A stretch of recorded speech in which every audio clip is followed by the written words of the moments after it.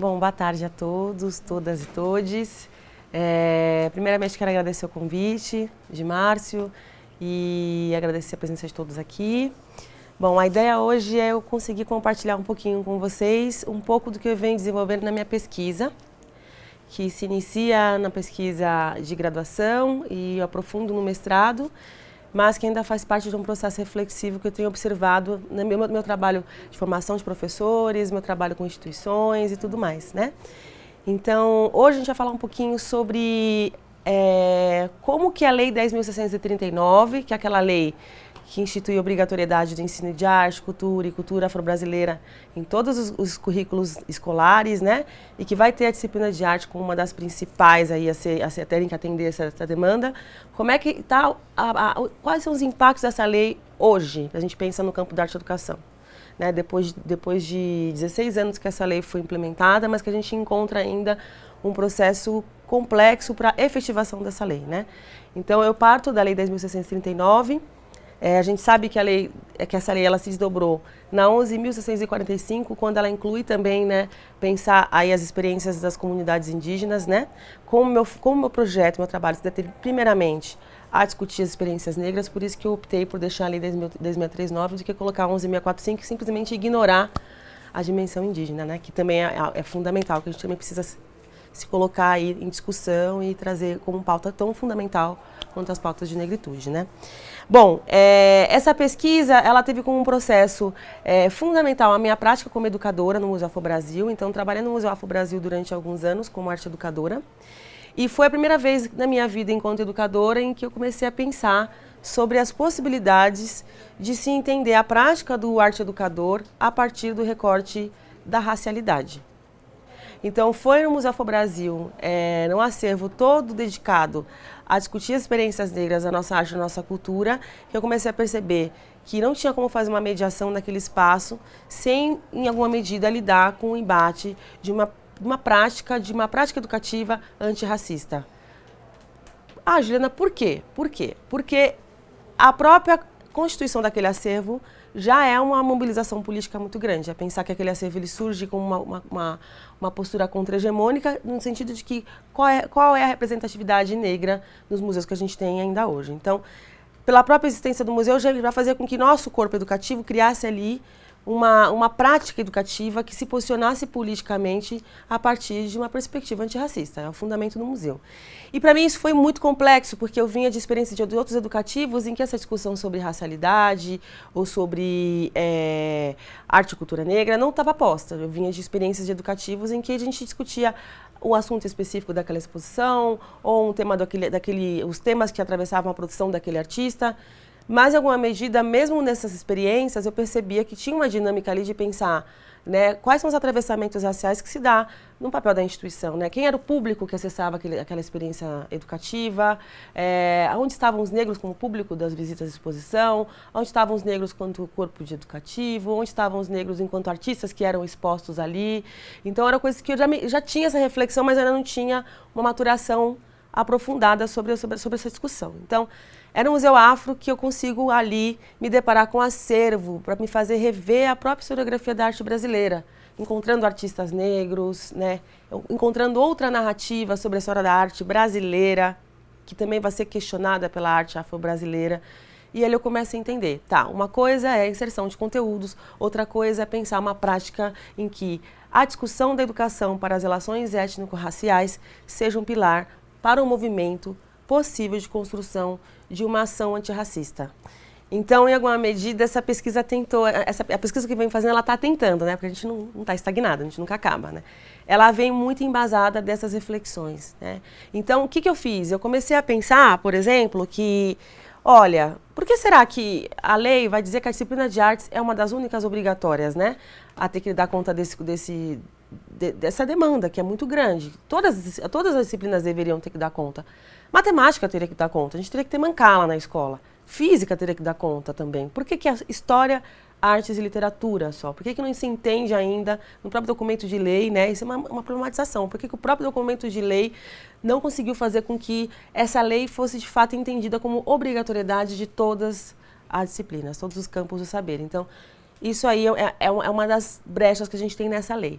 Então eu fui encontrando os planos nacionais de diretrizes e bases para a educação étnico-racial. Fui atrás desses documentos e comecei a entender que se no documento de lei em si ele não esclarece efetivamente, né, ele abre brechas para que essa lei seja interpretada de várias formas, nos pareceres que foram feitos pela professora Petronila Gonçalves e toda uma comissão, né, ele vai começar a especificar quais são as atribuições de cada nível escolar, como é que essa lei tem que ser implementada, quais são os direitos e deveres de cada nível escolar, desde a educação infantil até o ensino superior.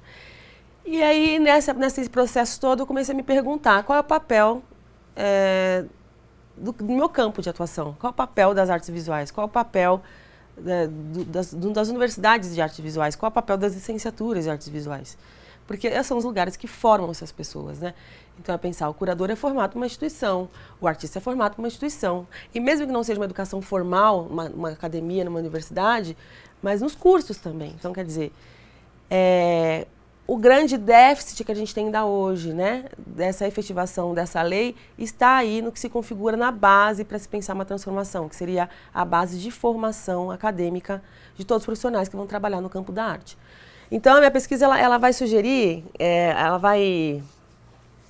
eu tenho como tese de que talvez, se a gente conseguisse fazer com que essa lei 10.639 fosse de fato efetivada, a gente conseguisse mudar e romper alguns paradigmas de todo o campo da arte. Porque eu acredito que se a gente vai conseguir conceber uma formação em artes que parta de um pressuposto de entender a diversidade étnico-racial e cultural de toda a população brasileira, de entender o legado africano em tudo que nos constitui, no legado indígena, de tudo que nos constitui, a gente vai conseguir aí ter um novo processo, uma nova curadoria que não vai reproduzir, né, essa lógica hegemônica, eurocêntrica, branca, estadunidense, heteronormativa, né?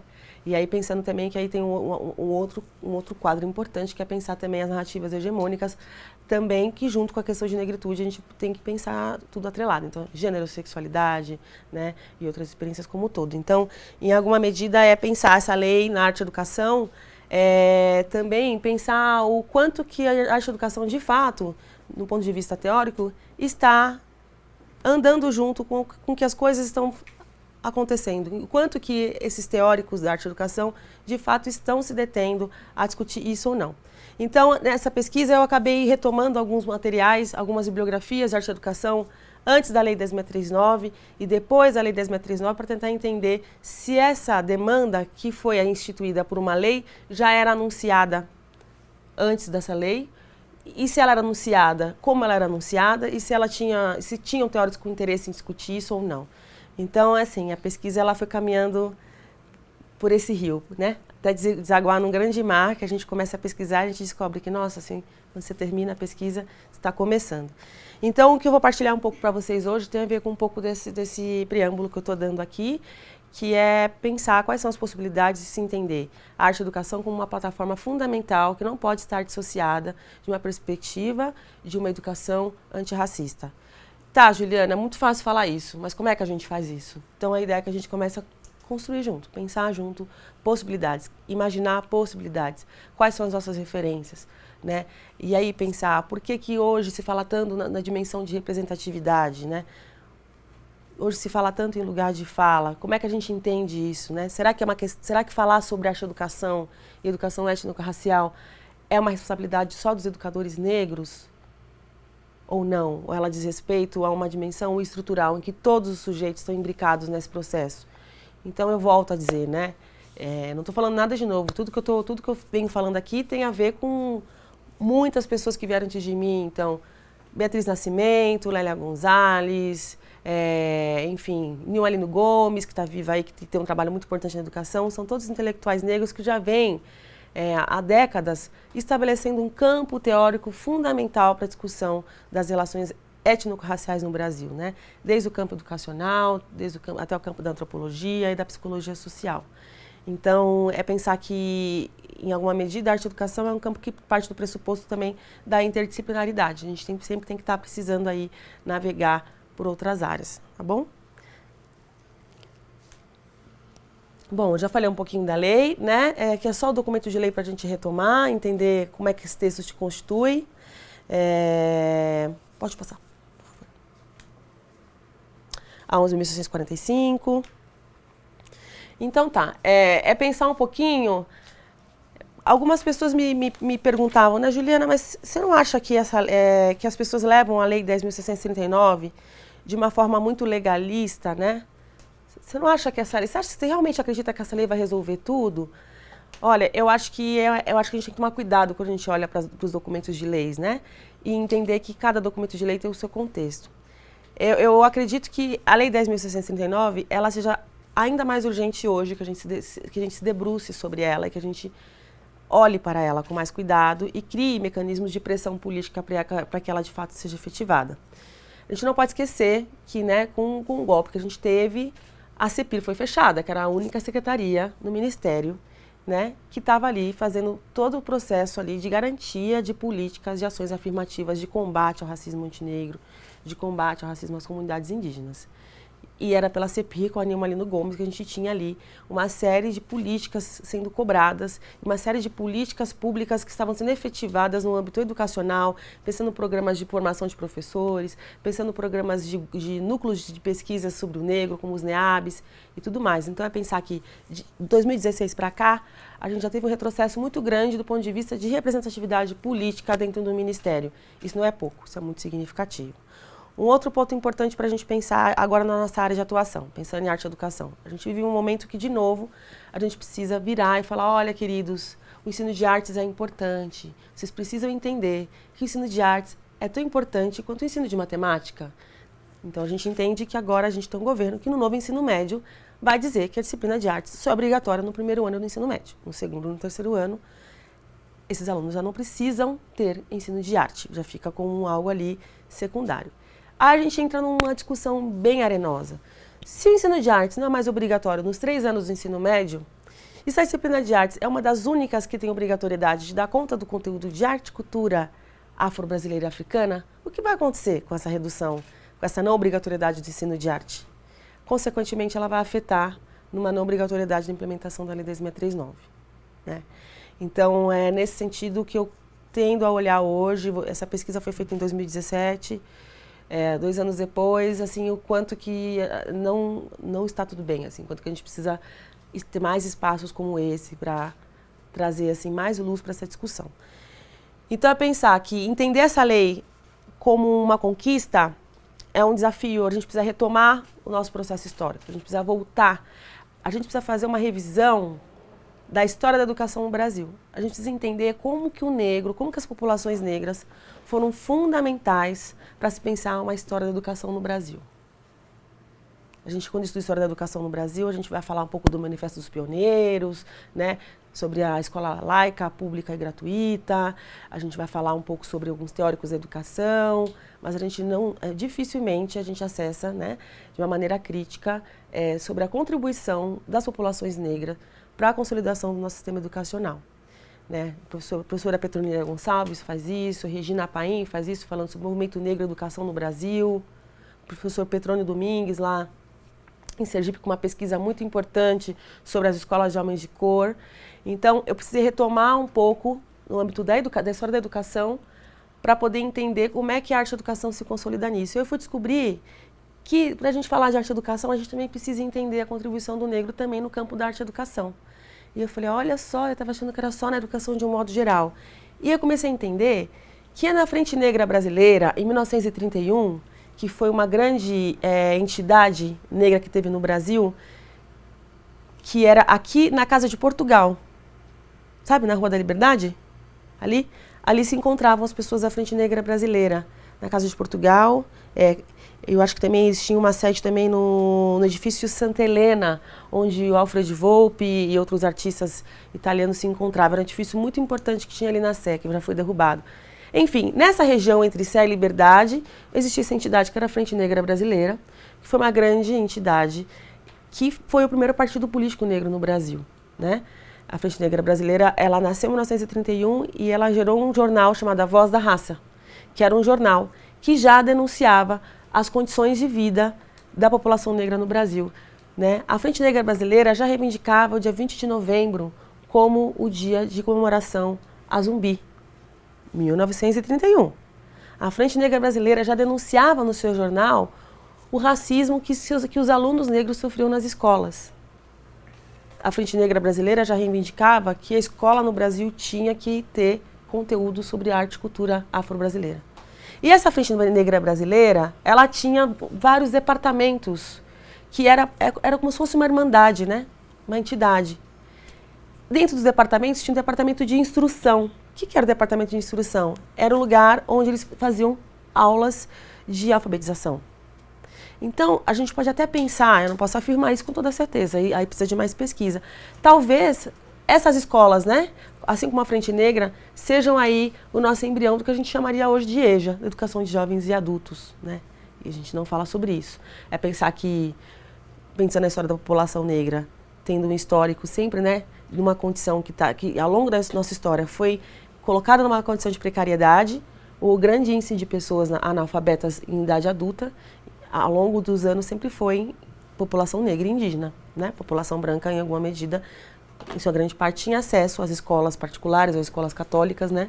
Então é pensar que grande parte do processo de alfabetização e educação da população negra, né, nos séculos passados, se davam também a partir de uma educação popular, de uma articulação de uma educação popular. Então eram negros, no período da escravidão, eram pessoas negras livres e forras que organizavam grupos escolares na sua casa e faziam suas entidades, suas irmandades para ensinar a aprender e a ler. Então isso faz a gente repensar um pouco aí como é que se dá.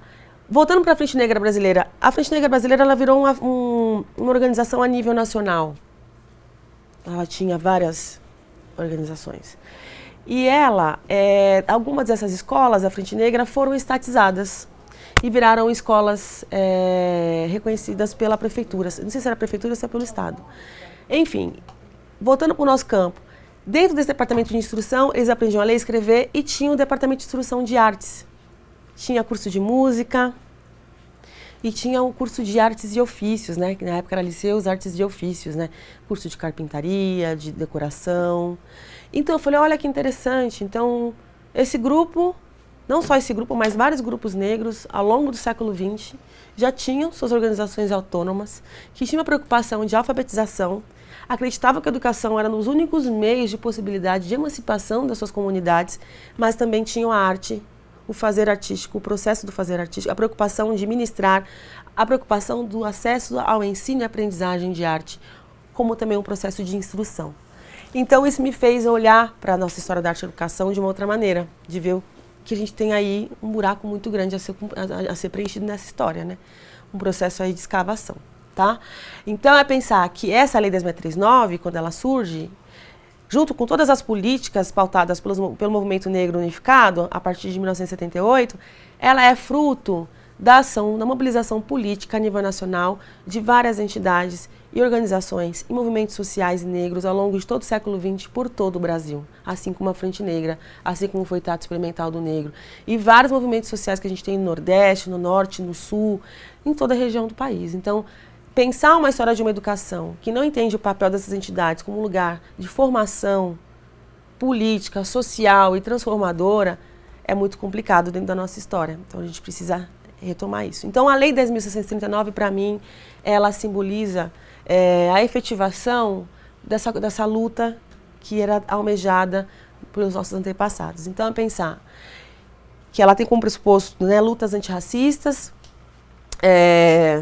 que vai pensar uma qualidade de vida da população negra que pressupõe aí um processo de acessar a educação, de acessar a universidade, de, a partir disso, conseguir também criar, ocupar espaços de deliberações, ocupar cargos em instituições, né, que possam aí ter uma mudança efetiva na sociedade. Então, algumas perguntas que eu trago, assim, para a gente pensar, assim, que foram perguntas que me mobilizaram, que eu tenho partilhado, né? O que aprendemos e ensinamos sobre as produções artísticas das populações negras na história da arte, nos museus, nos livros que convivemos? O que a gente aprende sobre a produção artística negra, sobre o legado africano na nossa arte? O que sabemos? Será que a gente fica só no barroco? A gente consegue lembrar só da Aleijadinho e ainda nem sabe o nome dele inteiro, né? Antônio Francisco Lisboa. E sobre o legado africano na consolidação da arte e da cultura brasileira, o que sabemos? Além do carnaval, além do samba, que é muito importante, que é fundamental. Mas para além do que está dado já. Será que é só isso? Como descolonizar o nosso olhar, nossas praxes, nosso saber? De que arte estamos falando? Referências de artistas, curadores, intelectuais, pesquisadores negros são apresentados nas aulas de artes? Eu posso dizer, eu não aprendi onde eu estudei. Mas e você não pode buscar agora? Não pode ficar de olho na programação? Não pode dar um Google? Porque agora a gente joga no Google, a gente acha, né? Então é pensar, como é que estão essas grades curriculares das faculdades de artes visuais? Então, em alguma medida, eu não consigo aqui falar só sobre essa questão a partir da minha prática como educadora ou sobre a condição do educador, porque eu também entendo que existe uma questão estrutural que está antes disso, né? Então, que é pensar a estrutura do ensino que a gente tem. A gente está passando um momento muito delicado agora, eu estudo na Unesp, faço doutorado no Instituto de Artes da Unesp, e a gente está num momento em que há um interesse em se juntar os departamentos de artes cênicas com artes visuais. Isso vai virar um departamento só, e os cursos perderão autonomia.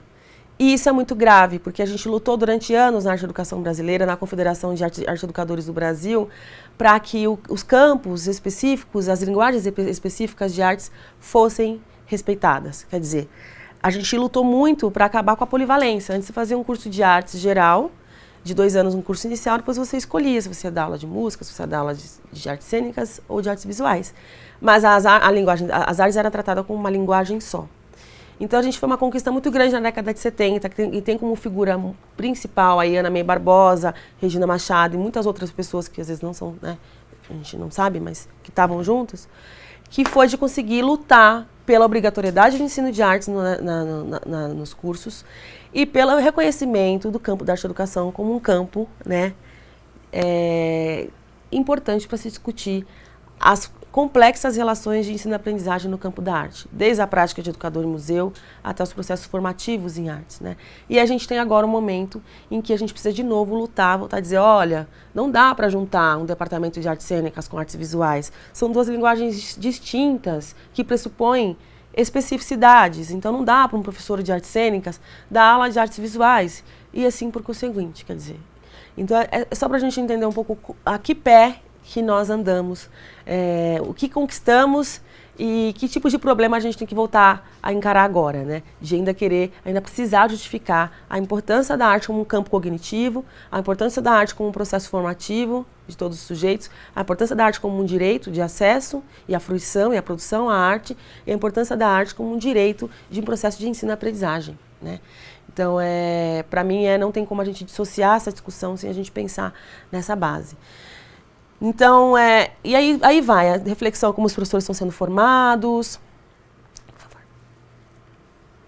E aí, nessa mobilização toda, eu falei, bom, tá, então, do ponto de vista estrutural, a gente já consegue entender que existe aí, o Brasil ainda mantém uma grade curricular hegemônica que pressupõe uma perspectiva colonial e colonizadora.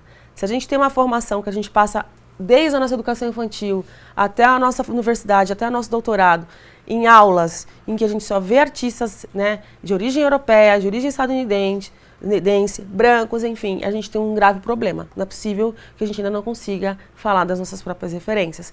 Ou que, para eu falar com artistas, né, homens brancos europeus, eu também consiga a partir de uma validade dos meus próprios referenciais, né? Então a questão também não é simplesmente, olha, vamos tirar toda a arte europeia do currículo. A questão é mais do que isso, é entender que a arte europeia não é o nosso currículo. Ela pode ser parte, mas que o nosso currículo precisa partir de uma realidade que tem a ver com a nossa história. Então, em alguma medida, eu comecei a olhar, tá, então eu vou precisar olhar eu agora, quem são os artistas negros? Quem foram os artistas negros? Então, preciso olhar agora quais são as referências, quais são as possibilidades. Isso foi muito a partir da prática como educadora, porque eu ia dar formação e aí eu chegava e falava, não, porque o currículo é racista, porque o currículo era isso. Tá, mas e agora? O que tem para além disso? Tá, que o currículo é racista a gente já sabe. Quais são as referências? Quais são as possibilidades de mudança? E aí eu fui me deparando aí e comecei a retomar, a partir da experiência no museu e das pesquisas que fui fazendo, a tentar entender a trajetória de alguns artistas negros ao longo da história da arte brasileira, né? Para entender o porquê que eles são poucos historiados, né? Quer dizer, não basta ser artista, você precisa ser historiado, você precisa ser mencionado, você precisa ser referenciado, né? Você precisa ser criticado, a importância dos críticos, a importância dos curadores, né, Márcio? Assim, o fazer artístico não se dá só no artista, na sua prática aí no ateliê, ele é uma série de mediações, né? O artista não produz sozinho, ele produz em diálogo com o outro, não produz só para si. Então, eu comecei a retomar a história. E aí, fui encontrando esses artistas, como Arthur Timóteo da Costa e João Timóteo da Costa, irmãos Timóteo. Vocês já ouviram falar dele? Conhecem? 2 artistas negros, né, do início do século XX, que tiveram um sucesso em sua vida, né? Não foram artistas apartados, foram artistas que frequentaram as grandes academias de arte, né? Inclusive artistas que ganharam um prêmio e foram morar em Paris por um período. Estavam lá em início do século XX, não sei dizer ao certo a data, 1902, 1904, 1909, em Paris, estudando. Aí eu pergunto, quem estava em Paris estudando arte em 1907, 1906, 1909? Quem que estava lá? Os filhos dos barões. Os filhos dos barões. Quem mais? Braque, Picasso, Anita Malfatti. Toda a elite, né, intelectual ocidental, né, que via Paris como uma grande referência, né, artística, estava lá. Eles também estavam lá. Eles não estavam fora. Muito pelo contrário, estavam extremamente dentro. Foram artistas que ganharam prêmio, estavam convivendo com toda uma vanguarda ali, né, nessa Paris que estava ali se despontando como um grande celeiro de uma produção artística ocidental, branca e europeia. Não são historiados depois disso. O que acontece na trajetória dos irmãos Timóteo? Que eles não são historiados devidamente. A gente ainda tem, graças, né, às pesquisas que foram feitas por Manuel Araújo, enfim, como diretor e curador do Museu Afro-Brasil, e na trajetória dele enquanto pesquisador, a gente conseguiu aí ter uma série de catálogos e produções, né, através do museu, que a gente consegue resgatar essas memórias, né, resgatar essas identidades. Mas ainda há um déficit muito grande. Então é pensar que o fim da vida dos irmãos Timóteo revela muito em comum com o fim da vida do Lima Barreto, que revela muito em comum com o fim da vida de vários artistas negros que, ao longo da sua história, tiveram, sim, uma contribuição significativa para a sociedade brasileira, mas que, ao final de suas vidas, não colheram isso em vida, né?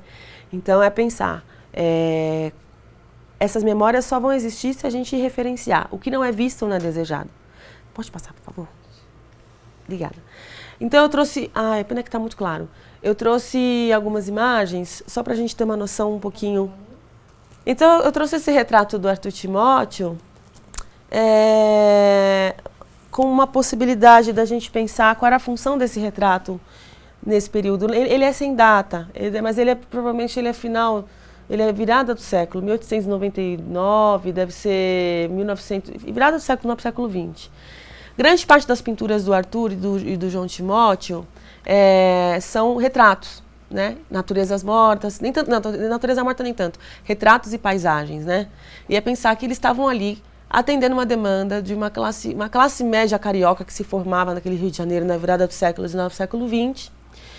E ele fazia retratos das elites, das famílias. Então, grande parte dessas pinturas representam pessoas brancas, famílias brancas, que é pensar quem tinha dinheiro para, né, encomendar uma pintura a óleo. E a gente encontra no meio das produções dele esse retrato desse menino, que é bem diferente das demais pinturas, né? Ele é um retrato que você percebe que ele não está inacabado, ele parece um esboço, né? E isso me faz pensar muito sobre quais eram as possibilidades desses artistas se representarem, né? Ou representar suas narrativas enquanto negros na sua produção. E eu acho vitorioso pensando que o Arthur, nesse período, tenha conseguido pintar um busto de um menino negro com tanta dignidade, né? Assim, não é um retrato que está na chave como os artistas viajantes do século XIX, né?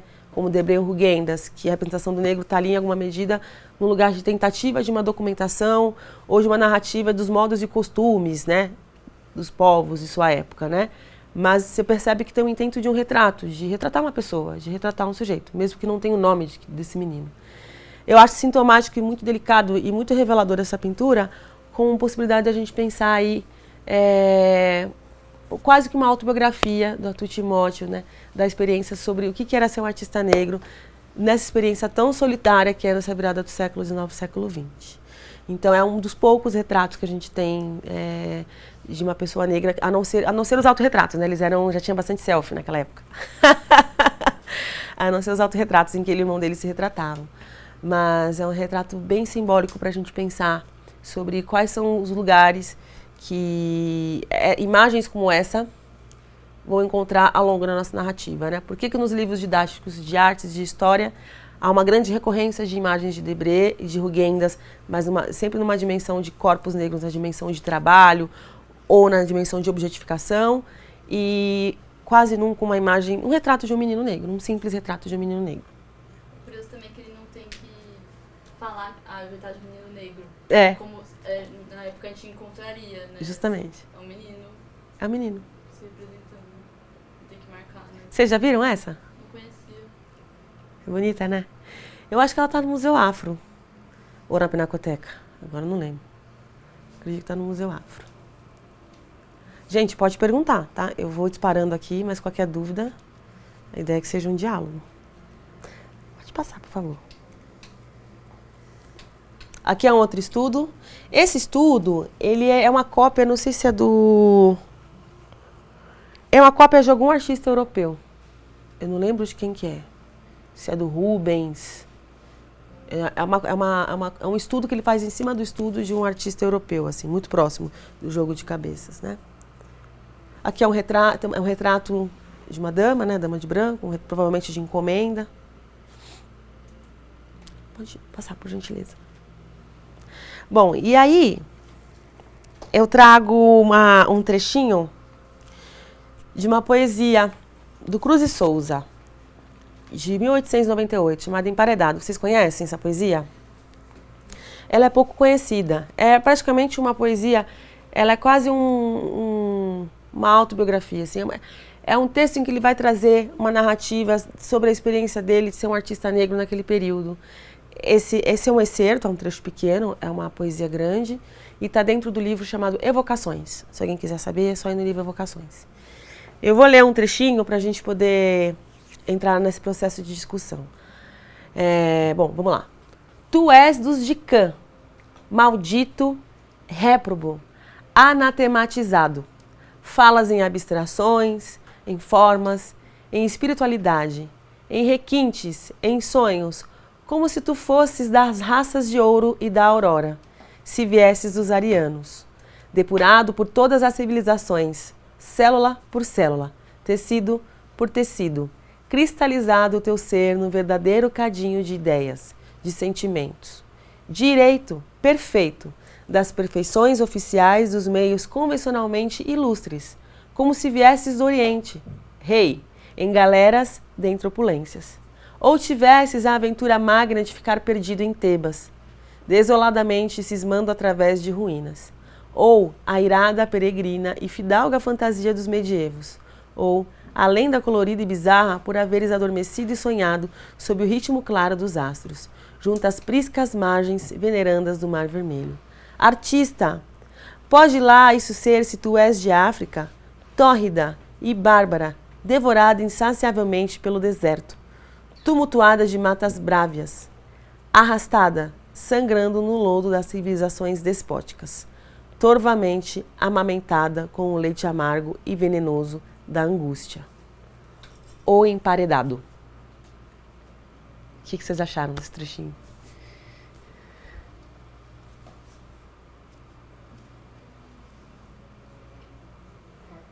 Forte, né? Sim. Denso, né? De palavras e imagens. Muito denso, né? Ele começa com uma definição. Tu és dos de Cã. Ouviram falar de Cã? De certa forma ele faz uma analogia com aquela obra do Brooks, né? Justamente. Não sei se é tanto contemporâneo, mas a analogia é clara ali, né? Essa questão religiosa dos descendentes de Cã, de carregar a etnia com alguma maldição. Talvez a narrativa na época tenha sido essa, né? A religiosa, muito forte ali nas comunidades, e isso de certa forma se espelha, né? nas produções, não só na literatura, mas nas artes plásticas. basicamente. É isso mesmo. Passa pra frente, por favor. Mais um pouquinho. Vamos chegar no... Pode ir. Pode ir. Aí. Essa. Isso mesmo. O emparedado é de 1898. A redenção de Cã é de 1895. Então, a gente voltando no meu começo de conversa, é pensar, né, que essa perspectiva, essa ideologia de um ideal de sociedade branca, ela era tão naturalizada, tão arraigada, porque ela foi um projeto político deliberado, né, do Estado brasileiro. Então, é pensar o papel do artista negro aí como alguém que está anunciando isso. Quer dizer, eu acho ele muito lúcido, né? Tu és um de Cã. Quem é um de Cã? O próprio Cruz de Souza é um dos de Cã, né? Posso eu ser artista se venho de África, se sou descendente de África, se carrega a maldição de Cã? A maldição de Cã, todo mundo já ouviu falar desse processo, dessa passagem da Bíblia? Enfim, tem uma passagem, eu não sei dizer ao certo se é dessa maneira que está escrito lá, mas parece que a Igreja Católica interpretou uma passagem da Bíblia em que Noé chega bêbado e nu e seu filho Cã ri de seu pai e seu pai o amaldiçoa, portanto todos aqueles que são descendentes de Cã serão amaldiçoados. E uma das interpretações que se dá a partir dessa passagem da Bíblia é que os africanos eram descendentes de Cã. Não sei se é porque a pele era escura de Cã, algo nesse sentido, acho que precisa retomar o texto original. E aí, portanto, todos aqueles que são descendentes de Cã, todos aqueles que são do continente africano, são amaldiçoados. Então é pensar que é muito bonito ver muito bonito e triste ver a dor do Cruz de Souza como um homem de seu tempo, entendendo as dinâmicas perversas do seu próprio tempo, né? Entendendo como que as políticas de eugenia, ou seja, de um ideal de embranquecimento, ou seja, de um ideal, de uma falsa ideia de que haveria uma possibilidade de entender as pessoas entre uma relação hierarquizada entre pessoas, né? A categoria raça, pensando como que a categoria raça ela é forjada na modernidade, como aponta o Aníbal Quijano, ele está ali, naquele momento, relatando o que está sendo feito no Brasil. Quer dizer, virada do século XIX, século XX, a gente tem a entrada maciça de uma série de pseudo-teorias, né? Porque hoje a gente pode dizer que a pseudo, que a biologia já comprovou que não existem raças diferentes. O ser humano é um só. Mas a categoria raça ainda existe enquanto um processo de distinção social, ou seja, ela não foi extinta, né? Ela foi forjada como um processo de subjugação, né? E de tentativa ali de criar de forjar uma situação em que determinados grupos sociais vão se colocar de forma superior a outros grupos sociais. Então é pensar que as teorias racialistas estão entrando no Brasil maciçamente nesse período, né? E aí, lendo um livro da professora Lilian Schwartz, Espetáculo das Raças, ela vai dizer numa passagem do livro que uma parte significativa desse pensamento, dessas produções de conhecimento, vai adentrar a intelectualidade brasileira pela literatura. Então é pensar que é na literatura naturalista, por exemplo, que a gente vai encontrar, tudo bem? Fique à vontade, uma série de teorias cientificistas, né? Desde teorias darwinistas, desde teorias naturalistas, que vão ali começar a tentar definir determinados grupos sociais a partir de determinadas características, a tentar destituir a humanidade desses grupos sociais. Então, o exemplo seria personagens negros, né? Personagens indígenas ou personagens não brancos, quais são os adjetivos que eles atribuíam? Qual é a maneira que descrevia a vida desses personagens? Então, quando a gente lê o Curtiço, como é que ele descreve a Rita Baiana? Ela é quase um animal, né? Quando a gente lê o Ateneu, como é que está descrito ali? Quando a gente lê Monteiro Lobato, que é a grande polêmica que se deu do Monteiro Lobato, Monteiro Lobato racista, né? É pensar como é que o Monteiro Lobato vai representar e desenhar os personagens que vão ter determinados fenótipos e pertencer a determinados grupos sociais, e como é que ele faz com outros grupos sociais. E qual é o lugar do tio Barnabé? Qual a descrição do tio Barnabé? Então, em alguma medida, é nesse sentido que a gente começa a entender qual o papel das artes, né? Como um lugar também que é usado como processo de reprodução de uma lógica de dominação, de reprodução de uma perspectiva racista. E a gente volta para o nosso campo pensando em artes visuais aqui, que é o papel dessa pintura, né? Vocês sabem o contexto de produção dessa pintura? Vocês já viram falar sobre... Essa pintura ela foi encomendada. Pode passar para mim, por favor? Ela foi encomendada por João Batista Lacerda, que era o diretor do Museu Nacional de Belas Artes do Rio de Janeiro, né, em 1911. Ele encomenda essa pintura de Modesto Brocos para ilustrar a sua teoria de que em até 3 gerações a população negra no Brasil seria erradicada por um processo de embranquecimento. E ele pede para Modesto Brocos, um pintor espanhol, fazer uma pintura que ilustrasse essa tese dele. Então, é muito complexo hoje você entrar no Museu Nacional de Belas Artes do Rio de Janeiro, século XXI, né, após um processo maciço de políticas, né, que vão discutir o combate ao racismo, né, uma revisão da história da arte. A gente encontra essa pintura hoje no acervo, sem nenhuma nota de contexto, sem nenhuma atualização da discussão, sem inserir ela, por exemplo, no contexto de produção dela. Então é pensar, você pode voltar, por gentileza, na imagem? É pensar que essa pintura, ela é a prova concreta, né, de como o Estado brasileiro, ao longo dos séculos, uma das primeiras políticas públicas do Estado brasileiro foram políticas de extermínio, de tentativa de extermínio da população negra, né? Claro que aí pensar em mestiçagem, a gente vai criar aí um campo de uma discussão muito complexa, né? É entender que, em alguma medida, a mestiçagem no primeiro momento era vista como algo degenerado, mas que no segundo momento a mestiçagem seria a saída do Brasil.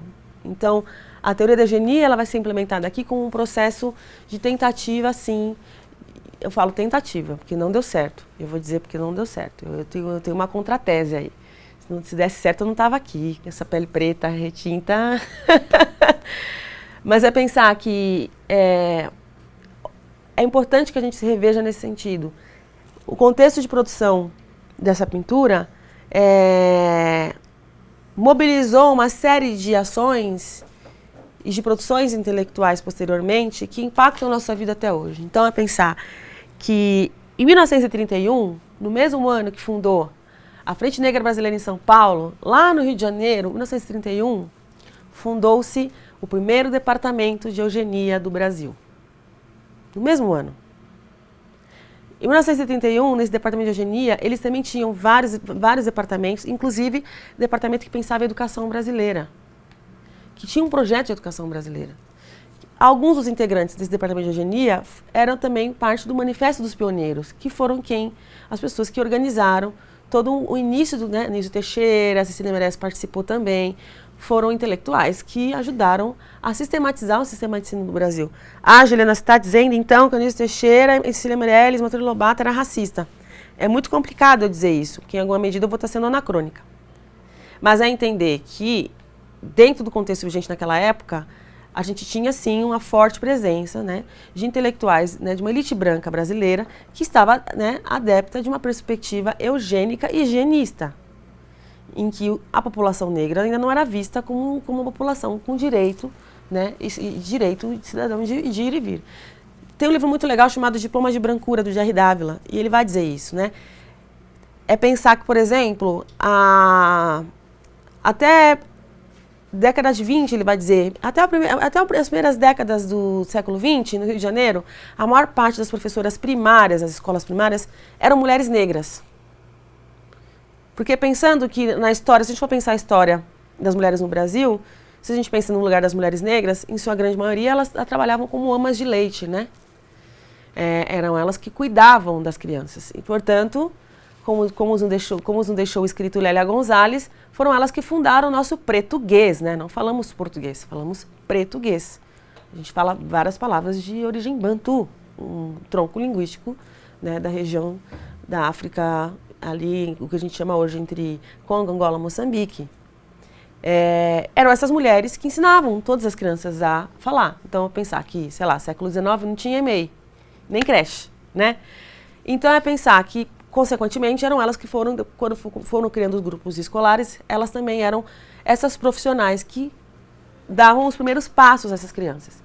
E aí eu fico me perguntando por que a gente não entende, então, essas mulheres negras como as primeiras pedagogas do Brasil. Porque se elas que alfabetizaram a maioria das pessoas desse país, então eu posso entender que uma das narrativas que a gente pode ler sobre a história das mulheres negras no Brasil é como também uma das fundadoras do processo de ensino-aprendizagem da fala, de alfabetização, pedagogas. Entende como a história coloca, né? Rever quem são os sujeitos que educam também. A população negra também educou muito, o tempo todo. Então, em alguma medida, pensar que a gente tinha nesse período esse contexto. Essas mulheres eram as grandes professoras. Com o processo de sistematização do sistema educacional no Brasil, lá no Rio de Janeiro, com Anísio Teixeira, essas professoras começam a ser substituídas por professoras brancas de classe média alta. Era um processo que as mulheres, né, as mulheres de classe média começavam a reivindicar direito de trabalho, muitas vão fazer ali, não era pedagogia, magistério. E aí começa um processo maciço de embranquecimento do corpo educacional das primeiras escolas, né? Então, Jair Dávila vai começar a olhar como, que, em alguma medida, essas perspectivas eugênicas de uma escola moderna, uma escola para todos, uma escola gratuita, uma escola laica, ela teria que ser uma escola que seguisse os pressupostos de uma educação, de uma civilização europeia ou de uma civilização estadunidense, né? Por isso, John Dewey é tão mencionado e tão estudado no Brasil, porque ele foi uma grande referência na sistematização do nosso projeto de ensino. O Anísio Teixeira estudou com John Dewey nos Estados Unidos, só que o Anísio Teixeira não fez o recorte racial, nem John Dewey fez o recorte racial. E Jair Dávila faz essa crítica. Era estranho o John Dewey não fazer um recorte racial na sua proposta de arte de educação, sendo que os Estados Unidos vivia no ápice das guerras dos direitos civis, né? Então isso diz muito como que a escola também vai sendo moldada a partir do interesse do grupo social dominante. Então é pensar que o artista, ele está também ali, no seu tempo, respondendo a isso. Manuel Querino era contemporâneo a esses processos, né? Manuel Querino era um homem negro, que nascido em 1851, na Bahia, também era artista, também era antropólogo e também era escritor, e que em 1909 estava defendendo a tese que o africano tinha que ser visto como colonizador da terra. Ele estava enfrentando, por exemplo, Nina Rodrigues, ele estava combatendo essas perspectivas eugênicas. Ele estava dizendo, olha, enquanto estava dizendo o africano tem que ser eliminado, o elemento africano tem que ser eliminado da sociedade brasileira, o Manuel Querino estava dizendo, não, o africano ele é fundamental para a sociedade brasileira. E só para a gente entender em que seara, né, que essas discussões estavam postas nesse processo de consolidação do que a gente vai chamar de modernismo, que vai deixar o legado do todo o nosso sistema educacional, todo o nosso sistema de arte até hoje, né, das instituições que a gente vai trabalhando. Aqui é uma parte do texto da Lilian Schwartz, né, que ela vai falar sobre a entrada do que eu estava dizendo, né, a entrada dessas teorias, né? Então ela vai dizer, ó, também os romances naturalistas faziam larga utilização de modelos científicos deterministas, né?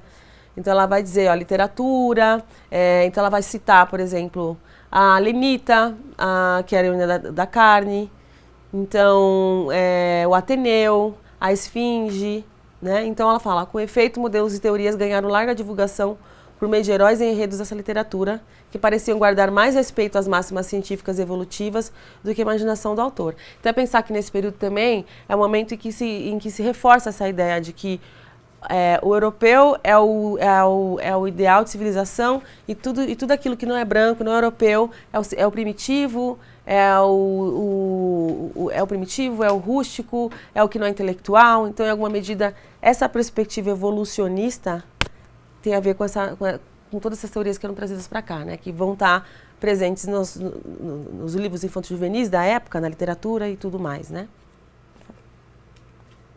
Esse é Manuel Querino, que eu citei para vocês, que era quem fazia, de fato, também um enfrentamento muito incisivo dessas perspectivas, né? Por favor.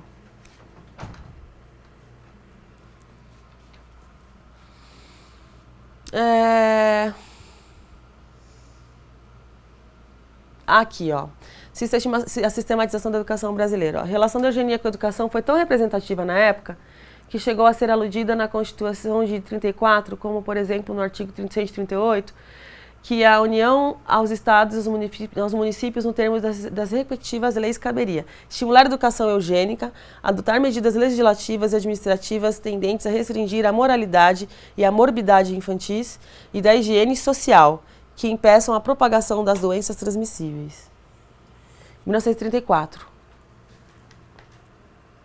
E num país de revolta da vacina, tá tudo, né? Então, só para a gente voltar de novo, tentando entender essa lei enquanto um processo de conquista dos movimentos sociais negros ao longo do século XX, em resposta a um processo de violação de direitos na educação. Eu vou tomar aqui 2 marcos, né? 17 de fevereiro de 1854, Decreto de Lei 1331. Nas escolas públicas do país não serão admitidos escravos e a previsão de instrução para adultos negros dependia da disponibilidade de professores. 6 de setembro de 1878, foi aprovado o Decreto de Lei número 7.031, que estabelecia que os negros só podiam estudar em período noturno. Então, tudo isso aqui estava em contraponto a isso aqui embaixo, né? Escolas de homens de cor, organizações negras, irmandades e agremiações, principalmente no início do século XX, estavam promovendo grupos autônomos de alfabetização. Por favor. Como eu já tinha falado no começo, para a gente entender. Então, aqui é uma foto da Frente Negra Brasileira. E a Frente Negra Brasileira é interessante a gente tomar a história dela, e ela é muito importante a gente entender, inclusive como um lugar de disputa política muito importante, né? Tinham integrantes que eram comunistas, como Correia Leite, né, de esquerda, e tinha integrantes que eram de direita. Então, isso também gerava ali uma dinâmica política muito interessante dentro do grupo, assim, de uma discussão. Foi o primeiro partido político. Em 1937, entra Getúlio Vargas no golpe e fecha a Frente Negra. A primeira coisa que ele faz é fechar a Frente Negra, assim como o Temer fecha a CEPIR, que era, né, o nosso ministério. Então, 2 momentos históricos distintos, mas que, pensando nas primeiras atuações dos governos, né, coagir ações que promovam um processo de emancipação da população negra da sua história por meio da educação. Isso é muito sintomático, tá? Então, aqui é uma foto de entre 31 e 37. Bonita, né?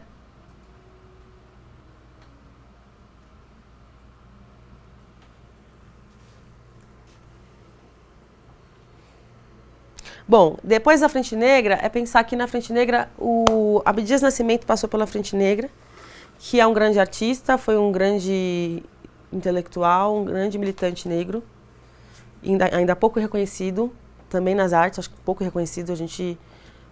Tem poucas exposições do Abdias, assim, não tá no próprio Museu Afro, não tem Abdias Nascimento. Mas que tem uma atuação muito importante, assim como o Guerreiro Ramos também, que é tão importante quanto o Abdias Nascimento, que acaba sendo pouco historiado também. Mas Abdias passa pela Frente Negra Brasileira e e cria o Teatro Experimental do Negro, né? Junto com outras pessoas, com outros artistas, né? E começam ali nas artes plásticas a colecionar obras. E eles fazem um concurso de arte brasileira, do Jesus Negro, do Cristo Negro, né? Então é pensar que, mais uma vez aí, ó, uma entidade que também promovia processo de alfabetização, que também tinha uma ação política, que também tinha uma dimensão ali de entender a sociedade negra, também vai ver a arte como um processo de emancipação. Então, pensar também a contribuição do Teatro Experimental do Negro. O que eu estou falando aqui é um recorte sudeste, né, da experiência Rio-São Paulo. Então, assim, em nenhum momento a gente entender que isso é um recorte, né? Se a gente for olhar para o Nordeste, são inúmeros, assim, pensar as experiências negras no Nordeste, a gente vai ter também histórias, assim, fundamentais, assim, que a gente carece também de trazer mais à tona. Mas só para situar que minha pesquisa, ela teve que ter esse recorte até para conseguir fazer em 2 anos, né? E aí pensando na nossa realidade aqui. É impressionante perceber que teve que vir Angela Davis no Brasil para dizer para os brasileiros o quanto que ela é importante, né? Antes do termo interseccionalidade surgir, Lélia já estava entendendo que era impossível discutir raça sem discutir classe. E que era impossível discutir classe sem discutir raça, né? Então, e a Lélia, ela vai dizer que o primeiro curso de cultura negra no Brasil, sistematizado, foi na Escola de Artes Visuais do Parque Lage. E eu preciso ir lá no Parque Lage acessar esses documentos para ver se tem registros no Rio de Janeiro né? Que era uma reunião de artistas intelectuais negros na década de 70, né? Esse período da década de 70, 76, 78 foi fundamental para a articulação do movimento negro no Brasil. Essa década é quando uma série de pessoas negras começam a conseguir adentrar na universidade pública e começa a criar uma produção intelectual muito grande, começar a colocar em xeque intelectuais brancos que discutem negritude. É daí que vai, por exemplo, começar a ter uma discussão, olha, brancos, falem de vocês, né? Cida Bento, a nossa grande referência, que vai discutir branquitude, né? Que vai falar, olha, é importante que vocês brancos discutam branquitude. Não dá pra gente falar de racismo só a partir da experiência do negro. O negro não é quem causa racismo. Então é pensar que a gente tem um marco importante porque a gente vem vivendo hoje. Se hoje a gente tem uma série de instituições de artes fazendo exposições, discutindo, com interesse em discutir sobre a arte negra, história afroatlântica, arte africana, isso é fruto de um processo de mobilização de artistas, intelectuais e população civil negra reivindicando espaço para o direito de representatividade, né? Que tem a ver com essa geração aqui, que adentrou na universidade e começou a criar projetos de lei, que é a geração que vai emplacar ali a lei de política de cotas, que vai emplacar a lei 10.639, né, que é o movimento negro unificado que vai estar ali na frente, por exemplo, lutando pelo direito ao exame do pezinho para detectar anemia falciforme, que era mais recorrente em crianças negras que até então o Estado brasileiro não fazia. Se não me engano, é o pai de uma amiga minha que faz, o seu Adão. Ele que fez, ele que estava no movimento negro nesse período à frente desse exame do pezinho. Então a gente consegue entender como que a luta desses movimentos sociais negros, ela não está dissociada numa relação, né? Não tem como deixar a arte de canto e falar da educação, e deixar a educação e falar de política. Nesse período as coisas estavam todas integradas. Eu acho que agora a gente precisa voltar a integrar mais as coisas. Acho que agora a gente separou demais, né?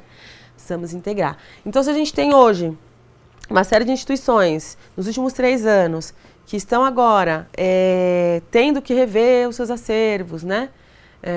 Ou tendo que mudar suas narrativas, tendo que tomar cuidado para expor determinada obra, ou tendo que pensar muito bem como é que vai ser feito a sua propaganda, isso tem a ver com esse processo de conscientização e com esse processo de luta a partir de políticas de ações afirmativas, em que a gente consegue derrubar a tese de João Lacerda, a gente consegue derrubar a pintura-tese de Modesto Brockos e dizer que não, esse projeto político de embranquecimento deu errado, porque chega em 2010, no censo do IBGE, 51% da população brasileira se autodeclara negra. Então a gente consegue entender que aquela teoria, ela não conseguiu ser efetivada na prática, mas que ela ainda é uma teoria vigente como ideal de sociedade. E aí que a gente chega onde a gente está hoje, né? Como que a gente pode conceber espaços expositivos em que passa o ano inteiro a programação de exposição e não há artistas negros. Passa o ano inteiro um espaço de exposição e há pouquíssimos educadores negros. Ou que não há profissionais negros parte do seu corpo de funcionários.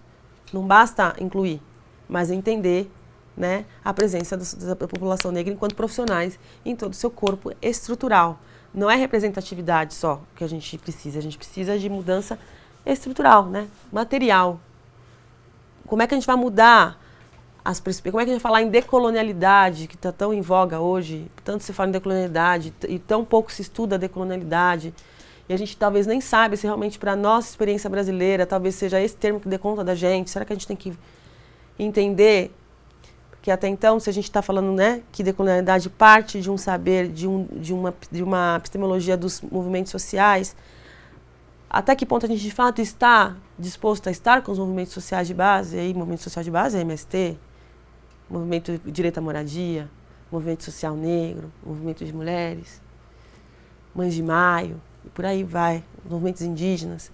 Então, até que ponto a gente se diz, a gente precisa de um termo, de um conceito, ou de uma palavra-chave para dizer o ideal de uma prática que não se faz na realidade. Então, são algumas problematizações que eu fiz também no meu trabalho, né? Quer dizer, eu não sei se dá para dizer que eu não posso afirmar que defender que a arte educação atrelada à discussão étnico-racial ou arte educação antirracista, ela é decolonial. Eu não sei se essa palavra dá conta, mas eu sei dizer que uma arte educação ela precisa ser antirracista porque não dá para a gente continuar corroborando com um projeto político em que há um processo de apagamento, tanto da epistemologia dessas populações, tanto do trabalho dessas populações, tanto da existência dessas populações, né?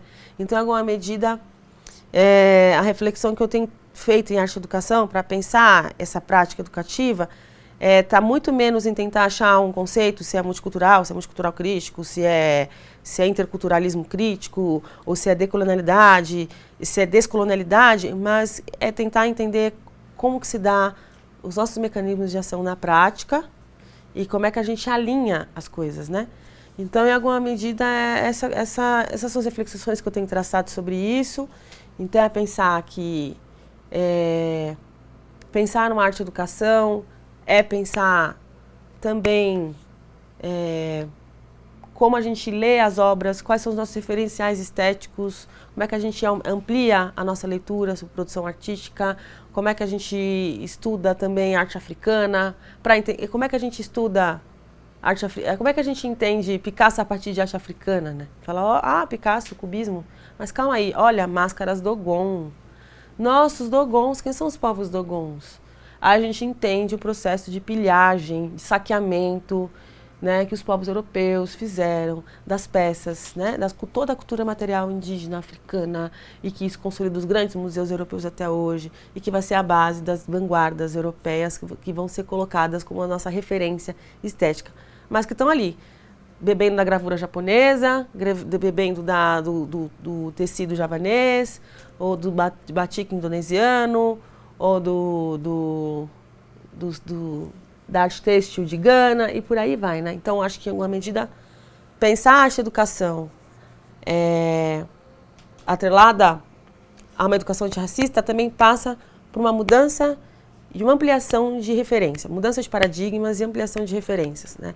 Passa também por entender e começar a estudar a dinâmica das relações raciais no Brasil, que é complexa. Passa por entender como é que a branquitude estrutura o nosso sistema educacional, como é que a branquitude estrutura nosso sistema cultural, o que é a branquitude, o que tanto se fala de branquitude, o que são esses valores, né, que são tidos como valores com um lugar de colocação, de superioridade, ou com um ideal a se chegar, né? Então, como é que a gente ainda parte de pressupostos que recaem numa fonte ali que não permite a possibilidade de outras narrativas, de outras experiências artísticas, né?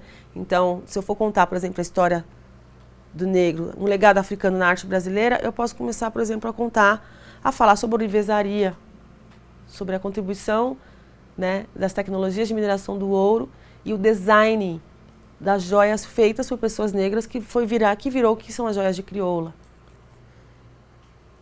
E que é um saber. Ou o balangandã, primeiro objeto de design brasileiro, objeto mais autêntico, que era um objeto que as mulheres negras usavam para vender, né? As mulheres que vendiam, que trabalhavam na rua vendendo seus doces, seus quitutes, tinham um balangandã, né? É como se fosse o quebra-queixo, né? Quebra-queixo! Não tem ano. Era um grande chaveiro com uma série de pingentes com amuletos sagrados, pingentes que também eram suas proteções, seus patuás, e que também era a forma de cultuar seu orixá sem saber que era o orixá, mas que também tinha um design que já era uma leitura de um barroco afro-brasileiro e que só existia no Brasil, e que eram a partir das joias, né, das negras crioulas, que eram essas mulheres negras que usavam. Então, pensar na narrativa dessa história da arte, por exemplo, a partir desse objeto, também é uma possibilidade já de começar a criar um deslocamento, né, de olhar, ampliar nosso repertório. Então, em alguma medida, a minha fala aqui hoje é nesse sentido. Desculpa que eu engatei aqui e fui embora. É isso.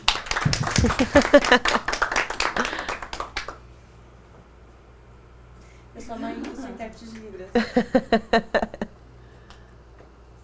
Eu sou a Vânia, o sinal é esse, também sou intérprete de Libras. Eu sou a Débora, eu sou estudante de artes visuais. Legal.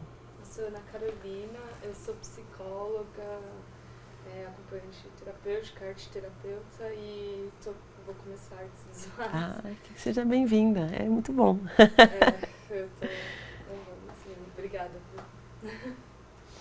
Sou a Ana Iê, sou estagiária aqui do CBB. Eu Salari, eu sou educadora aqui no CCBB, tenho formação em Ciências Sociais. E, queria agradecer pela sua fala, assim, porque desperta muitas coisas que a gente já vem tentando trabalhar aqui no CCBB, assim, porque é o primeiro lugar que eu trabalho com arte de educação há 5 anos já, mas é o primeiro lugar que eu trabalho que realmente tem um corpo educativo negro, assim, mais da metade da equipe. Nossa. É negro, assim, eu sei que a gente vê como isso é potente, não, e para além do que você estava dizendo, né, de não só pessoas negras têm que falar sobre políticas antirracistas, né? Mas como isso é potente pra gente transformar o nosso olhar aqui dentro, né? Assim, um exemplo disso, assim, como as nossas vistas patrimoniais, eu vi muito do que a gente comenta, do que a gente estuda no que se apresentou, também do projeto de eugenia, né? Enfim, e aí as coisas foram linkando e acho que é fundamental pra gente poder... É ruim quando a gente descobre isso, né? Porque a gente vê isso em tudo. Não tem mais vida, né? Não. Olha lá a eugenia, olha lá. Sim. Mas é um processo, assim. Mas legal você falar aqui da experiência daqui. Eu não sabia que estava com um grupo majoritariamente negros. É bacana. Me chamo Rogério, eu trabalho com arte e educação. Trabalhamos lá juntos na SME. Trabalho com arte e educação desde 2010 e é isso. Meu nome é Jéssica, trabalho aqui no Educativo, no setor de agendamento de grupos, né? Eu sou o Márcio, venho coordenando o programa CCBB Educativo, o programa voltado para a arte e educação desde abril de 2018 e cuido da programação mais atentamente. Aí a gente tem a coordenação pedagógica, que cuida das atividades, que envolvem os educadores e o público. A gente também tem a produção e é isso, é um trabalho em equipe, diário, intenso. Alguém quer colocar alguma coisa? Nessa sua última fala, que você fala das questões que você não encontra nas suas profissões. Eu queria saber se durante a sua pesquisa,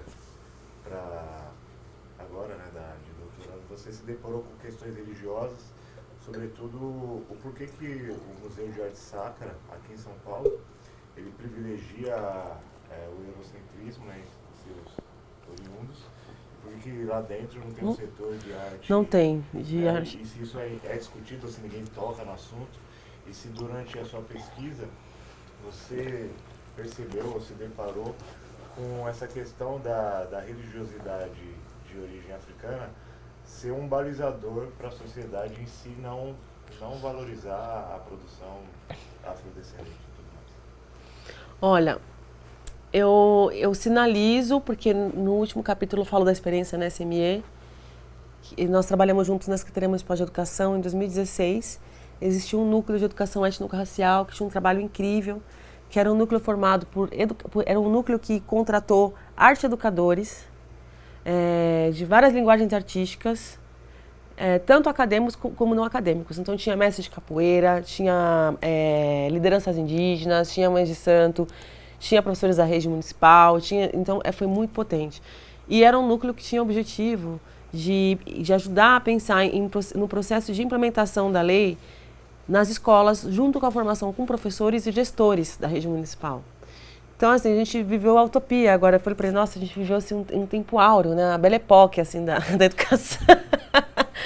Porque a gente estava o tempo todo, né, Rogério, discutindo isso. Então, eu me deparo, na minha pesquisa, eu falo um pouco sobre essa questão desse racismo, né, que vai se revelar na escola, principalmente quando vai chegar em alguma dimensão da religiosidade de matriz africana, pela nossa prática na SME, porque era isso, falando com os professores de artes, eles falavam, olha, é legal o que você está falando, mas eu não posso chegar com o mestre Didi em sala de aula. Ou se eu chegar com determinada obra que for chamada Exu, eu não vou poder falar o nome. Quer dizer, então, assim, existem entraves, assim, muito complexos. Eu não consegui dar conta, assim, de aprofundar nisso, porque, enfim, não dava. E agora meu doutorado foi para práticas artísticas, então deu um tempinho com arte e educação. Mas é algo que, assim, é algo que é um vespeiro. Eu acho que no âmbito da antropologia a discussão está mais à frente, mas eu acho que no âmbito da educação a gente precisaria de mais processos de discussão sobre isso, porque é isso, né? Eu encontrei educadoras no Rio que eram arte educadoras numa comunidade, e aí elas queriam dar uma aula de jongo e simplesmente não puderam dar aula de jongo, porque o chefe da comunidade falou, não, você não vai dar aula de jongo porque isso é macumba e não vai dar. Então, assim, ela mudou a aula de jongo, ela não fala a palavra jongo, ela não canta jongos que tem a ver com o contexto, e coitada, e ela é crucificada dos dois lados. Ela é crucificada pela galera que já, por mais que não tenha a palavra jongo, que não tenha nenhum, que ela tire todos os pontos de jongo, que possa ter alguma referência, que possa ser lido. Ela tirou até o tambor da aula. Ela leva o CD. Ela leva a paulada dos pais e tudo mais, e também leva a paulada da galera que se diz aí culturalista, do tipo, dizendo, você tá desqualificando o jongo, porque você está destituindo o jongo do seu contexto original. E é isso, mas vá lá então. Tentar. Vá lá. Se isso não é censura, né? Então é muito complexo, assim, eu acho que a gente precisa de discussões mais complexas. Eu acho que está indo um pouco raso. Eu acho que é entender que essa experiência que se dá na experiência escolar de um racismo que, quando se aproxima de toda a prática religiosa de matriz africana, isso é um reflexo da nossa televisão. Você liga o canal aberto, você tem 500 TVs neopentecostais trabalhando ali, né? Então, eu acho que começa com uma pressão política, né? No Estado brasileiro, que se é um Estado laico, a gente não é um Estado laico. Nós não somos um Estado laico. Quando a gente liga a televisão, a gente tem 500 canais de televisão, né, proferindo a palavra de Deus a partir de uma perspectiva única, não é. Então, como é que a gente pensa assim em entender também? E aí é uma discussão mais complexa, que é pensar. A gente tem aí também um momento de ascensão muito grande das populações negras nessas religiões neopentecostais, né? Então, falar de religiões, falar do negro e religiosidade no Brasil, não necessariamente é só falar sobre a experiência negra nos candomblés, nas umbandas, no tambor de mina. Talvez a gente precisa rever que falar das experiências negras nas religiões hoje também seja falar sobre como que a presença negra está muito forte dentro das igrejas neopentecostais. E aí é um grande imbróglio, né? Porque as religiões de matriz africanas continuam sofrendo uma violência tremenda. Quer dizer, terreiro que é botado fogo, criança que é candomblessista que não pode ir para a escola de preceito porque pode apanhar. Então, assim, eu acho que tem a ver com a dívida do Estado. Assim, eu acho que tem a ver com o Estado brasileiro, ele é omisso no direito à prática religiosa de matriz africana. E eu acho que a escola é o primeiro lugar que isso vai, assim, né, aflorar. Eu acho que é o seguinte, o mais difícil aí, quando eu estava na SME, o que eu discutia o que eu propunha para os professores era que teria que ser cobrado da direção da escola um posicionamento diante disso, né? E se você tem uma direção escolar que entende que essa luta é importante, mas a gente sabe, né, que a grande parte da direção escolar coloca o crucifixo na parede, né? Então, assim, é um grande imbróglio. E na arte eu acho que tem esse complexo mesmo, assim. Eu acho que tem um movimento que é pensar também, quando a gente fala de arte afro-brasileira, na sua consolidação, ela foi muito pensada a partir de uma perspectiva em que a arte afro-brasileira era, principalmente na Bahia, atrelada a uma arte que fosse vinculada a objetos e um contexto das práticas religiosas, né? O próprio mestre Didi, enfim, entre outros artistas. E eu acho que agora, mais na contemporaneidade, assim, na última década, a gente já tem um cenário em que jovens artistas negros não se reivindicam, talvez, artistas afro-brasileiros mais, porque talvez o termo arte afro-brasileira não dê conta de entender esse lugar tão forte que é hoje a reivindicação por direitos, né? A reivindicação por quem são os sujeitos que estão falando, quem é o artista que enuncia. Acho que hoje, talvez, as experiências negras no campo da arte, ela está muito menos atrelada à temática que está se discutindo, mas sim ao sujeito que está produzindo e ao lugar que esse sujeito que produz está sendo colocado nas instituições, ou nos livros didáticos, ou nos museus. Então, acho que a gente tem aí um cenário bem complexo aí E bem interessante para a gente pensar, assim, nas últimas 2 décadas, pensar o que é arte negra no Brasil, o que é arte afro-brasileira no Brasil.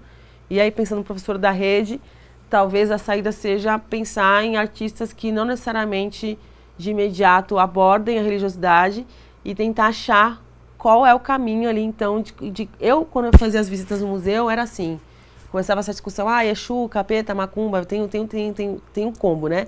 Primeiro é macumba, aí vem o Exu, aí vem o capeta, aí vem o demônio, aí vem o capiroto, aí vem coisa ruim, é aquele que não se diz o nome. Acho impressionante, porque ele tem vários nomes, né? E aí eu percebia que se eu fosse falar sobre Exu, se eu fosse falar sobre candomblé, não há possibilidade de escuta. Então é a falar de fé. Vamos falar de fé. Para que serve a fé? Por que as pessoas acreditam? Vamos lá, né? Filosofia. E aí eu falando da fé, aí tinha que fazer o exemplo do dedo. Olha meu dedo, todos os meus dedos são iguais. Será que todas as pessoas no mundo acreditam no mesmo Deus? E eles falam, sim, todo mundo. Nossa, mas será que um chinês acredita no mesmo Deus que um árabe, no mesmo Deus que um alemão?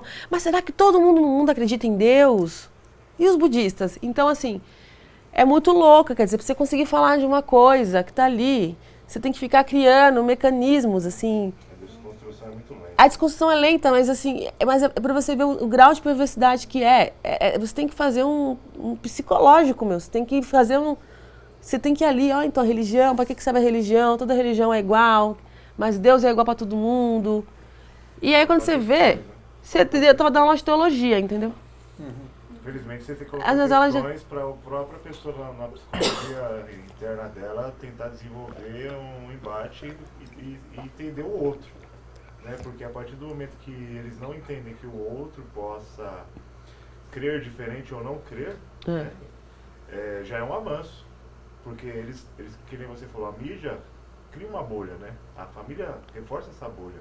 A própria comunidade, né? Eu que trabalho na periferia, extremo leste, eu vejo, tem 8 igrejas neopentecostais por quarteirão. Então é muita pressão, sabe? Para uma doutrina unilateral religiosa que impede que você trabalhe outras questões artísticas com religiões de alteridade e eles não entendem que isso existe. E porque isso não chega até eles. Fora a escola. A escola parece que é o único canal, mesmo com a internet nas mãos, eles não buscam sair da bolha, né? Da bolha religiosa, da bolha da moral judaico-cristã, então eles não entendem que existem alteridades religiosas e que elas são tão válidas quanto a deles. Então acho que o papel do educador, da educadora de arte nesse sentido é minimamente apresentar. Eu também acho. E colocar questões. E eles sozinhos vão tacando eu também acho. Eu acho, assim, claro que também entendendo que cada pessoa vive uma realidade, né? No caso, essa minha amiga, ela sofreu ameaças, assim, então, assim, a coisa é complicada. A gente tá num país de acarajé de Jesus, né? Capoeira de Jesus, bolinho de Jesus. Nada contra Jesus, adoro Jesus, eu acho que, enfim. Mas é complicado, assim, essa política de negação, né, de invisibilização daquilo que é de matriz africana. E isso não é intolerância religiosa para mim, isso é racismo. Não é uma questão de tolerar, isso é um racismo institucional, né? Porque essa mesma prática não é feita para a Igreja Católica, nem o evangélico entra na Igreja Católica botando fogo, nem um templo budista. Eu acho louco também pensar na lógica neopentecostal, essa incorporação de elementos de matriz africana, algo que seria o ruim, né? Tipo, porque eu cresci numa família neopentecostal em que orixás eram mencionados constantemente, assim, como parte de uma lógica de isso é ruim, né? Exu, Pombagira, enfim, entidades eram mencionadas. Tá exusando. Eram um verbo. Como parte do dia a dia, assim. Então não é, porque é diferente essa lógica em relação a não existe ou apagar. Não, né? existe para negar, né? Exato. Então isso é muito particular, assim, do que está acontecendo, né? Acho que é interessante olhar para isso, né? E eu acho que, pensando na educação, assim, eu acho que é um reflexo de um embrutecimento que a gente tem no sistema educacional mesmo, né? É uma concepção bancária de educação, como dizia Paulo Freire, né? Em cada vez mais o discente, o aluno, ele é um corpo a ser depositado, os conteúdos de interesse de um interesse político, de interesse de uma elite, e pouco se pensa numa escola como espaço de potência de cidadão crítico. Quando os alunos, quando o corpo discente se reúne e diz não, essa não é a escola que a gente quer, movimento dos secundaristas, o gerador do governo do estado começa, o governador do estado começa a fechar as escolas do ensino médio. Então eu acho que a gente volta numa discussão até entender, né, o aparato da escola, a instituição escola como um aparato também de poder, como um lugar de coerção, né? E como um lugar de disputa, né? Acho que o tempo todo a escola... A gente, enquanto educador, a gente está disputando o tempo todo. A gente está disputando na escola, a gente está disputando no museu, está disputando na instituição, está disputando no educativo. A gente disputa a narrativa do curador, a gente, enquanto educador. O curador está lá, faz o texto lindo, a gente fala, não, mas... concordo com esse texto, curador. A gente vai dar visita com o nosso texto. A gente está o tempo todo... Não é à toa que estão querendo, né, parar de... Não querem mais efetivar a gente, né? Só querem que a gente tudo vire e-mail, que a gente passe fome. Porque eu acho que a figura do mediador, o educador, ele é... O papel da mediação, ele é esse lugar da atenção, né? Ele é o lugar da... Eu sinto que ele é o lugar da desestabilização. Porque é uma fala muito potente. Eu não acho que é à toa o processo de precarização dos educativos. Ela é muito bem pensada. Porque a gente formou nos últimos 15, 20 anos um grupo bem ativo, um grupo bem crítico.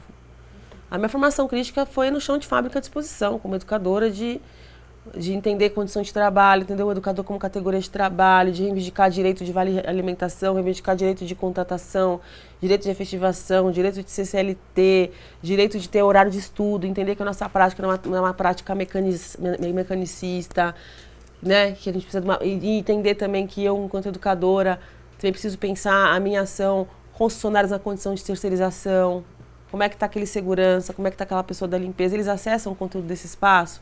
Aquela exposição também é para eles. Então, essa perspectiva crítica, pensar a mediação expandida para além da mediação numa prática minha, a mediação crítica, enquanto a mediação com o mundo, isso é muito Paulo Freire, né? A gente volta com o Paulo Freire. Ele não é à toa que quando o presidente assumiu, foi falar uma Paulo Freire, porque Paulo Freire é Paulo Freire. Essa mediação do homem, né? Essa mediação do mundo, essa leitura de mundo na nossa prática enquanto educadora, ela é muito mobilizadora. Ela é muito potente. Eu fui ser educadora por ter tido uma experiência em educação em museu, que eu achei muito legal, assim. Falei, nossa, eu queria trabalhar com isso. Eu gosto de conversar com as pessoas e eu gosto de falar de coisas. E para mim era muito legal estar no espaço, falando de coisas com pessoas, assim. Eu era educadora carente, que as pessoas passavam, você não quer vir falar comigo? que é importante também a gente se entender num lugar muito diferente da experiência de um educador, né, trabalhando na escola, que está ali com 600 crianças por semana, sofrendo diretamente uma pressão do Estado, né, uma burocratização da sua prática, né, muito complexa. Então, a gente entender aí como é que o entendimento dessas duas categorias de trabalho, professor, educador da escola, e o educador da educação não formal, precisa se entender também nas suas especificidades, e se apoiar aí num projeto político mesmo de pensar uma educação diferente. Porque é isso, assim, só vai mudar quando formos nós que estivermos deliberando qual é o projeto político educacional. Enquanto for as pessoas que estão pensando num projeto educacional, né, ainda naquela perspectiva do neoliberalismo, né? Então, a educação tecnicista, a educação que vai ser o mercado de trabalho, analfabeto funcional para atender uma demanda de mercado precarizado. Agora a educação é para atender a uberização. A escola que a gente tem agora, é para atender a demanda da mão de obra para a uberização da vida. Seja nos entregadores de rap, seja nos entregadores de aplicativo.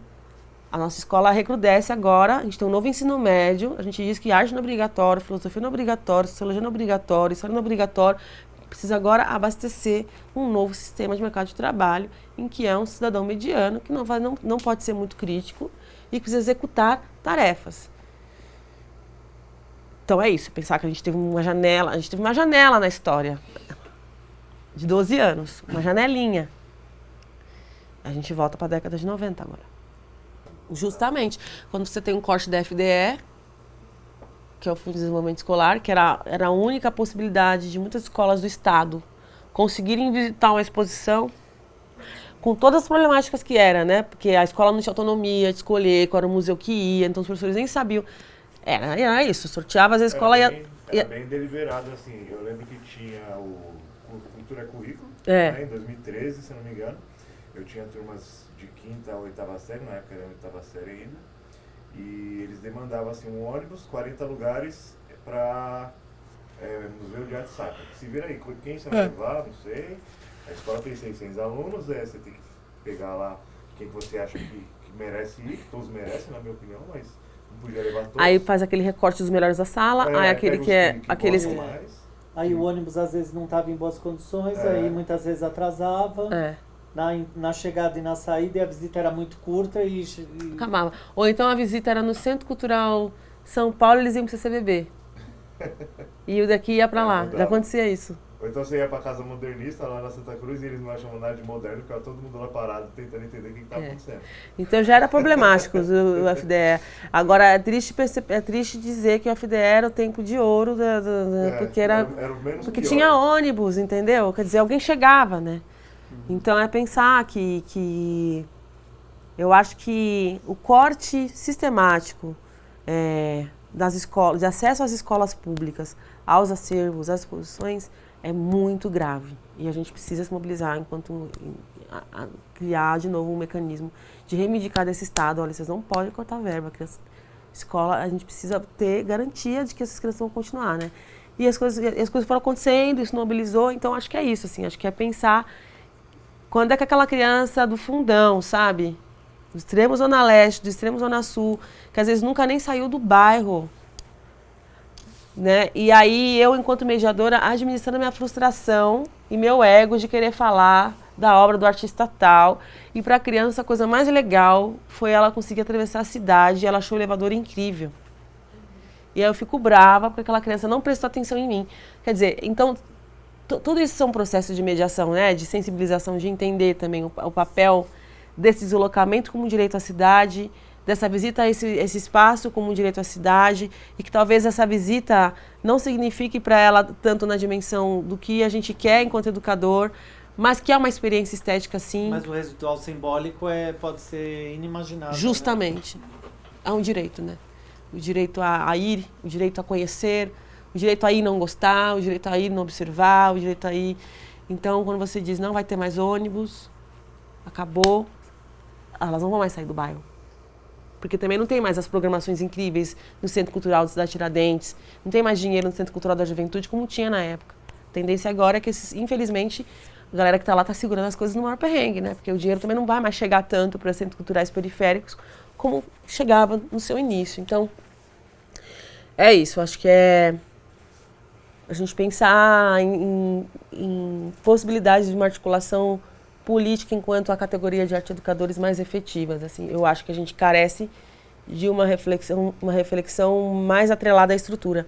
Me incomoda um pouco participar de eventos de arte-educação, que a gente está sempre pensando numa dimensão subjetiva, que eu acho que é importante, mas eu acho que esse lugar da arte-educação só na dimensão da experiência do educador ou do sujeito, ele é muito complexo, porque ao mesmo tempo a gente fica aqui só falando da nossa experiência na prática da mediação, enquanto foi importante, quanto expandiu os sentidos, mas eu acho que também é importante a gente entender como é que essa prática está atrelada a uma estrutura maior. Assim. Eu acho que o retrocesso que a gente assiste nos educativos em São Paulo tem a ver com essa falta de uma mobilização estrutural, de uma reflexão crítica estrutural da arte-educação no Brasil, tanto do ponto de vista das condições de trabalho dos arte-educadores, quanto das políticas de direito, né, de acesso, né, das escolas aos espaços expositivos com direito a ter um mediador. Porque a ideia também é tirar um mediador, né? Bota orientador de público, a banheira é ali, não toca na obra, né? Então, eu acho que é nesse sentido que eu acho que a arte-educação é muito potente, porque a gente tem essa possibilidade aí de criar fissuras, né, na nossa prática enquanto educador. Mas ainda assim eu concordo com você, eu acho que falta uma atuação mais estrutural mesmo, né? Quando você fala por que o Museu de Arte Sacra não tem arte sacra afro-brasileira? Museu de Arte Sacra, ué. Arte Sacra. Ele é um professor da Unesp que tem um trabalho incrível sobre valorização da cultura negra, de combate ao racismo e direitos humanos. E ele foi ontem xingado de macaco em Bauru. Foi em Bauru, né? Foi em Bauru. Ele tava passando na rua, parece, né? E aí ele foi bravo, foi se defender, era uma facada nele. Em 2 lugares, assim, do corpo.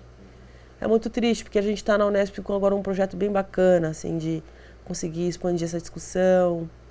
E eu tenho estado muito próximo do Sr. Juarez, assim, ultimamente.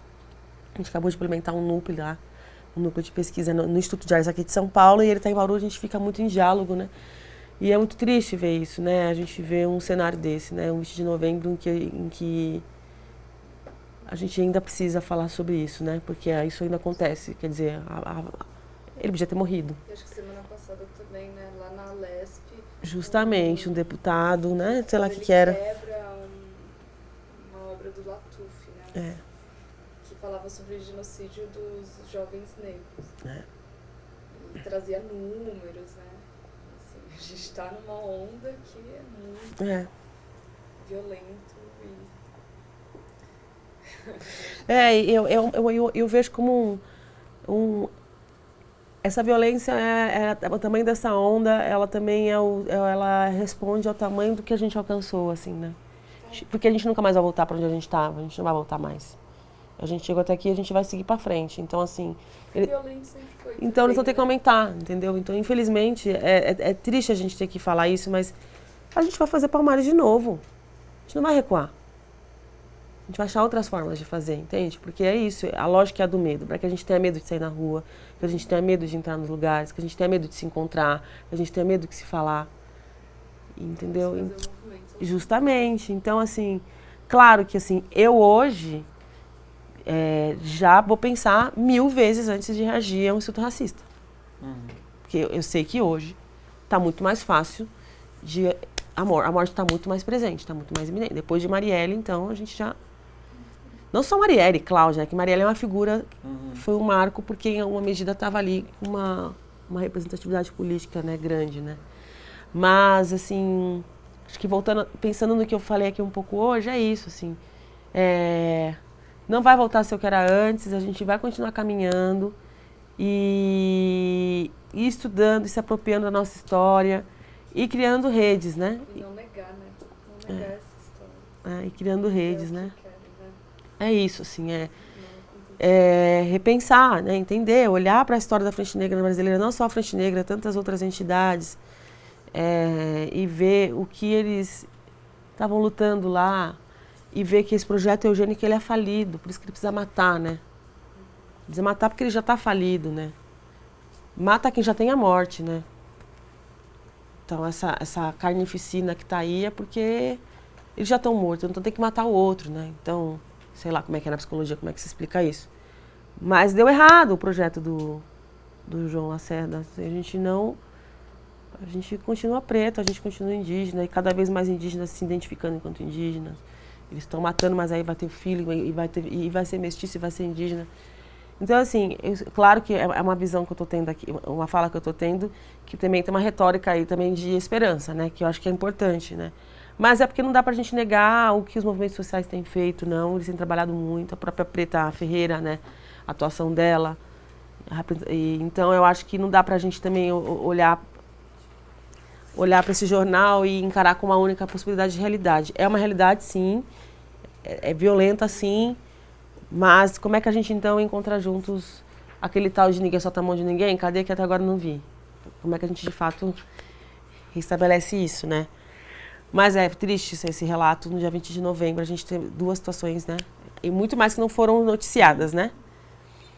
Mas acho que espaço como esse daqui hoje, poder estar aqui partilhando um pouquinho dessa pesquisa, retomando esses processos, e acho que conseguir enegrecer um pouco mais essa história dessa arte-educação, eu acho que já é um movimento nesse sentido, né? A gente sair daqui um pouquinho mais munido de referências e de nos situar melhor assim nessa história. Queria agradecer a vocês, tinha que encerrar, né? Valeu, Ju. Muito obrigada. Agradeço muito. Pra nós, né?